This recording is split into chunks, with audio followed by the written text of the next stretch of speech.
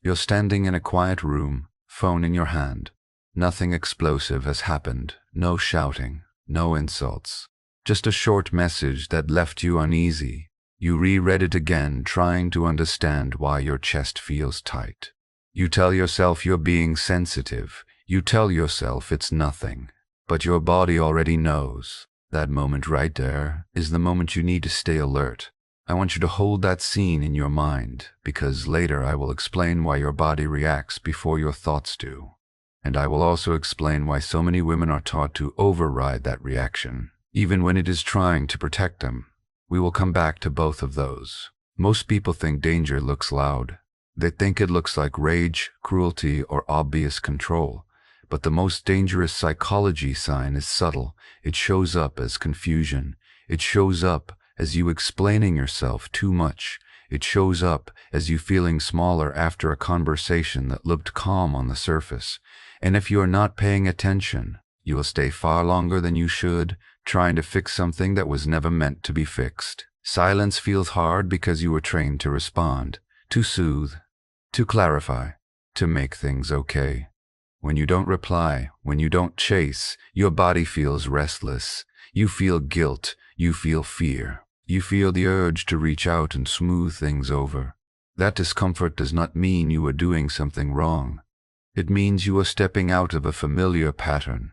Here is the spine line I want you to remember. Awareness is your real power. Let it sink in. Awareness is your real power. Let it sink in. Awareness is your real power. We will use this again. Chasing feels like love, but it lowers your position. Every time you chase clarity from someone who keeps you confused, you teach them that your energy is available on demand. You teach them that you will work harder when things feel uncertain. And uncertainty is exactly where psychological control grows. No contact feels powerful because it removes you from reaction mode. When you stop engaging, you stop feeding the dynamic. You stop trying to prove, explain, or justify yourself. And suddenly you can see more clearly. Silence is not punishment. Silence is observation. There is a reason you feel drained after certain interactions, even when nothing bad happened. Later, I will explain what happens in the brain when words and behavior don't match, and why your nervous system flags it as unsafe long before your mind understands why. Remember that promise. The most dangerous psychology sign is when someone makes you doubt your own perception while sounding calm and reasonable. They don't attack you directly. They redirect. They minimize. They reframe. You leave the conversation questioning yourself instead of questioning them. That is not an accident. Women especially are taught to give the benefit of the doubt, to be patient, to be understanding, to stay open. These qualities are beautiful, but without boundaries they become liabilities. You begin to mistake endurance for strength. You begin to think tolerating discomfort makes you mature, and slowly your instincts get quieter. When you step back, everything in you wants to step forward again. You want to fix it. You want to explain one last time. You want to be seen as fair. But chasing respect never creates it. It only teaches others how far they can push before you disappear. Awareness is your real power. Notice how different that feels from effort. Effort exhausts you. Awareness steadies you. Effort chases answers. Awareness lets answers reveal themselves. Here is something important. The moment you stop reacting emotionally, the dynamic changes. Not because you became cold, but because you became clear. And clarity is deeply threatening to anyone who benefits from your confusion. Later, I will explain exactly what shifts in their mind when you stop reaching out, and why some people escalate the moment you pull back. Silence is hard because your nervous system is used to managing other people's emotions. When you stop, it feels unsafe at first. But that feeling passes. What replaces it is self-trust, and self-trust is the foundation of dignity. Chasing lowers your position because it keeps you focused outward. You watch their tone, their timing, their mood. You abandon yourself to stay connected. But connection that costs you your clarity is not connection. It is attachment to uncertainty. Pay attention to how your body feels when you imagine not responding. That anxiety is not danger, it is conditioning. And conditioning can be undone. Awareness is your real power. Say it again. Awareness is your real power. The moment you stop explaining away your discomfort is the moment you start protecting yourself. In the next part, we will go deeper. I will show you the psychology of stepping back, what truly changes when you stop reaching out, and how to handle the urge to break silence without betraying yourself. For now, let this settle. The most dangerous signs are the quiet ones, and you don't need to confront them yet. You just need to see them. When you step back, it can feel like you are losing control. In truth, you are finally returning to yourself. The psychology of stepping back is simple but uncomfortable. When you stop reacting, you interrupt a pattern. Patterns survive on predictability. The moment you become less predictable, the dynamic shifts. For a long time, your role may have been to explain, to soothe, to reach out first. That role gave the other person a sense of stability and advantage, not because they are stronger, but because they knew what to expect from you. Stepping back removes that certainty, and uncertainty forces awareness. Awareness is your real power. Remember that. Awareness is your real power. When you stop reaching out, something interesting happens in their mind. At first, there is often relief. The noise stops, the emotional labor shifts, but then something deeper appears. They begin to notice the space. They begin to feel the absence of your energy, not your words. And energy is what sustained the connection. If someone cared in a healthy way, the space invites reflection. They wonder how they contributed. They become curious. They slow down. If someone relied on your effort more than your presence, the space feels threatening. They may test. They may poke. They may send vague messages or sudden warmth, not because they changed, but because the old access is gone. This is why silence is revealing. You are no longer guessing. You are watching, and watching gives you information without costing you dignity. The urge to text or call will still come. It comes in waves. Late at night, early in the morning, when your guard is down. This urge is not proof that you should reach out. It is your nervous system craving the familiar. Familiar does not mean safe. Familiar means known. When the urge hits, do not argue with it. Do not shame yourself. Instead, pause your body first. Put the phone down. Take one slow breath. Name what you are feeling without acting on it. Say to yourself, this is discomfort, not danger. Give it 10 minutes. Urges peak and fall like waves if you do not feed them. Another practical step is to write, not send. Type exactly what you want to say in a note. Let it be messy. Let it be honest. Then close it. This gives your system an outlet without reopening the dynamic. Over time, the urge weakens because you are no longer reinforcing it with action. Awareness is your real power. Every time you choose observation over reaction, you strengthen it.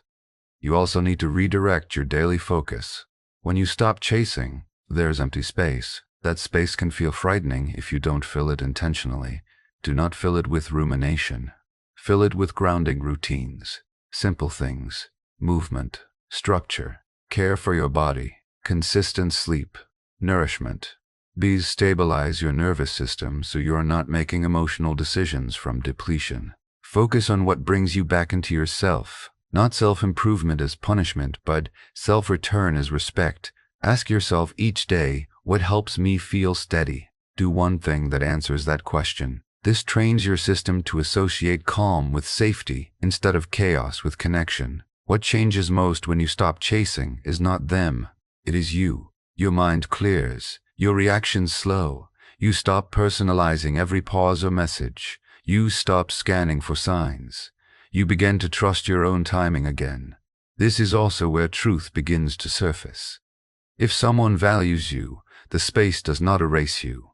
It invites a healthier approach. If they only valued your availability, the space exposes that. Either way, you win clarity. Awareness is your real power. Notice how often you were taught the opposite. That love means effort. That care means persistence. That patience fixes everything. But patience without boundaries only teaches others how long you will stay uncomfortable. Stepping back is not a strategy to make someone miss you.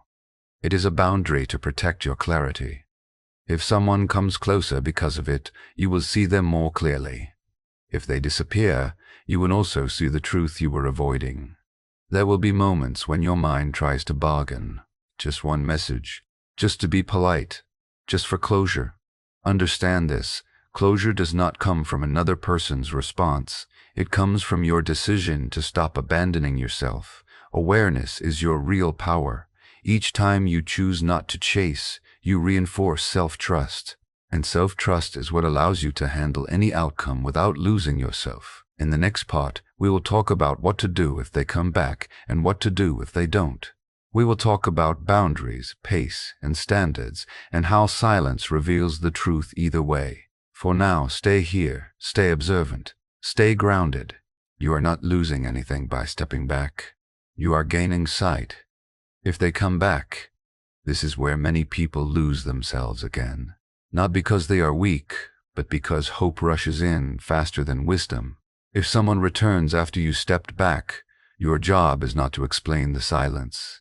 Your job is to slow the pace. Let them speak. Let them show consistency over time, not intensity in a moment. Boundaries are not walls. Boundaries are standards that protect your clarity. You do not resume where things left off. You observe who they are now. You notice how they handle your steadiness. Do they respect your time, your space, your pace? Or do they push for quick closeness, quick reassurance, quick access? Anyone who truly values you will not rush you back into confusion. Anyone who needs control will feel uncomfortable with your calm. Awareness is your real power. Use it here. If they come back with words but no changed behavior, believe the behavior. If they come back with pressure instead of patience, believe the pressure. You do not need to accuse or explain. You simply match energy with boundaries. You respond when it feels grounded. You pause when it doesn't. You do not negotiate your standards to keep someone close. Now, if they don't come back, this is where dignity is formed. The mind wants answers. The heart wants meaning. But silence already gave you the truth. Silence reveals truth either way. If your absence did not invite reflection, care, or effort, then your presence was never being met in a healthy way. Closure does not require a final conversation. Closure is the moment you stop waiting for someone to validate what your body already knew. It is the moment you stop checking, hoping, and rehearsing imaginary explanations. It is quiet. It is steady. And it is powerful. Grief may come. Let it. Grief does not mean you made the wrong choice. It means you are honoring what you hoped for. But do not confuse grief with regret. Regret comes from self-betrayal. You chose self-respect. That choice will age well. Awareness is your real power, especially here. Moving forward does not mean becoming guarded or cold. It means becoming honest with yourself sooner. You trust your early signals. You no longer require proof of harm to step away from discomfort. You understand that peace is a form of intelligence. Let me make this very clear. Silence reveals truth either way. If they step forward with consistency, you see what is possible. If they fade away, you see what was missing. In both cases, you stop guessing. And when guessing ends, your nervous system can rest. Here is a fast summary. The most dangerous psychology signs are quiet. Stepping back breaks unhealthy patterns. Chasing lowers your position because it trades clarity for anxiety. Silence gives you information without costing dignity. If they return, you move slowly with standards. If they don't, you move forward with self-respect. Either way, you win truth. Awareness is your real power. Say it one last time. Awareness is your real power. Here's one clear action step. For the next 7 days, do not initiate contact with anyone who makes you feel confused, small, or restless. Observe instead. Notice how your body responds. Notice what becomes clear when you stop managing others. This is not avoidance. This is self-trust training. You do not need to announce your growth. You do not need to justify your boundaries. Calm presence speaks louder than explanations ever could. You are allowed to choose peace without apology. You are allowed to walk away without drama. You are allowed to protect your clarity.